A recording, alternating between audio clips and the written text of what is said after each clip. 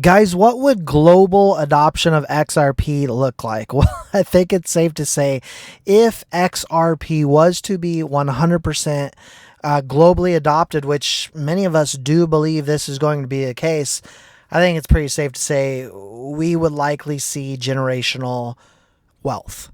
Those of us that are early adopters. And so I got a clip I want to play for you guys that just came out about a half hour ago from the time of this recording that talks a little bit about this, kind of touches on it. It's an expert outlining exactly how RippleNet and its protocol could use XRP as a bridge currency for the likes of BRICS and other massive nations. As well as I want to tie in something that's happening with Blackrock that could potentially have us worried if we don't act and actually make a move on XRP. All I ever ask, guys, is if you do like talking about both Ripple and XRP, you know what to do. Drop an X in the comment section, smash that like button, and share this video. Let others around the world know what is truly happening in this digital revolution. Black Swan Capitalist put this out about a half hour ago. He put, once again, experts are outlining exactly what RippleNet is doing with its protocol, using XRP, the bridge global payment system, through interoperability, including the BRICS. He stated they keep describing XRP's role without naming it outright. The devil is in the details. Guys, listen closely here. I think there's far more consensus amongst the BRICS economies on the need for an alternative payment system, and this is partly the reason I think why there's more headway in terms of the technical discussions on the issue of this payment system. So the name for that payment system, the BRICS bridge, is something that is probably also going to change and evolve into a different name, because there are apparently some disagreements with respect to the name itself as well. But in terms of technicalities, I think what is crystallizing is probably technically feasible and is based essentially on a system that is already essentially operational and has been tested by economies such as United Arab Emirates, China, and some of the others that are involved in the so-called M-Bridge project. And this is a project that has been sponsored by the Bank for International Settlements and has been ongoing for several years now, has progressed significantly, and has shown that it is possible, through the use of the central bank digital currencies, the so-called CBDCs, in making them interoperable and making them interconnected through a common platform, you can speed up significantly the transactions across the economies that are involved, reduce the costs, increase the efficiency of these transactions. And so the payment system itself can be not just an alternative route of sorts. Furthermore, even more importantly, it's going to be an improvement on the system that is operational now, in many respects outdated, and is in many respects also overburdened by the excessive layers of banking sector intermediation. Essentially, that system of a platform of central bank digital currencies deals away with a lot of the intermediary costs, and accordingly, the transactions are far more effective and cheaper and easier to track. So technologically, it is a superior kind of platform, a superior means of making these transactions.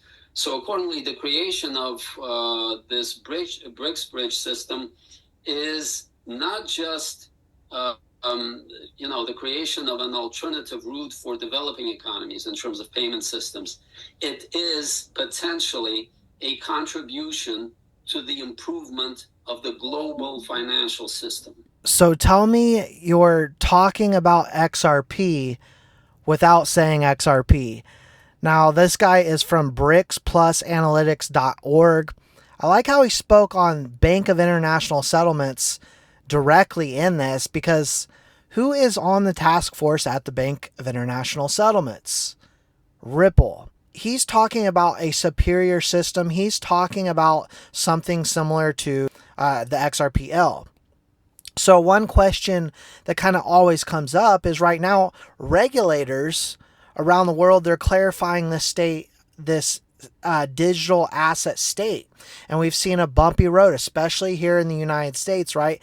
And Ripple has been, we see this with the RLUSD stablecoin, been working actively with regulators all over the world. In fact, 95%, as we hear Brad Garlinghouse, CEO of Ripple, state, is overseas. And we've seen compliance and transparency happen with Ripple opposed to everything else out there. Now, XRP is compliant for global adoption, guys. That is what we need to understand there, because XRP is not a security by rule of land here in the United States. And so when we get into the conversation of, has this SEC and Ripple case always just been smoke and mirrors, I 100% believe that.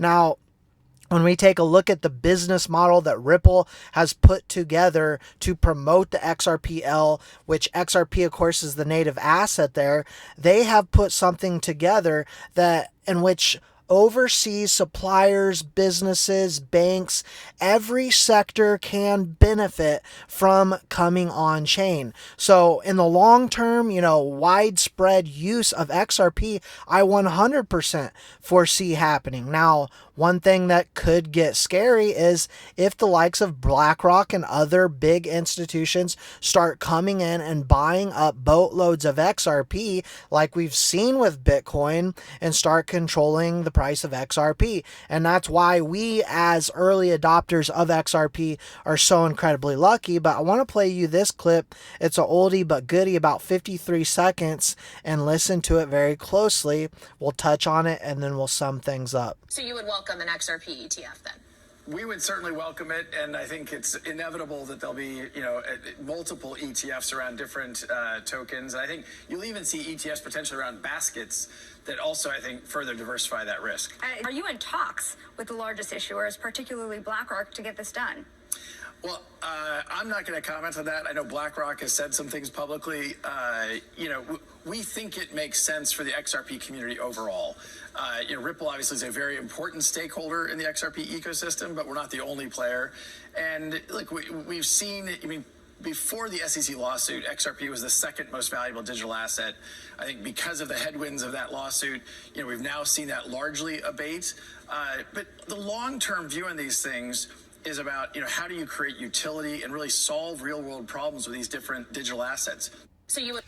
He can't comment about BlackRock because, quite frankly, he knows, right? Just like the 1,700 NDAs that are sitting on the sidelines, he knows what is coming, but there's only so much he can say. And so what I would say in my message to you all is, we see what's happening with global adoption of cryptocurrencies. We know the BRICS nations have their own national currencies, but it is very likely, in my mind, that they come onto a platform like the XRPL to help move these currencies around the world, and XRP being the bridge asset to make it all happen. Now, my warning would be, get in before the masses do, the masses being BlackRock and these big financial institutions and banks that will start sucking dry the amount of XRP that is actually available to us, the public. That's all I got for you for now. Let me know your thoughts, your opinions in the comment section below. We'll see you all in the next one.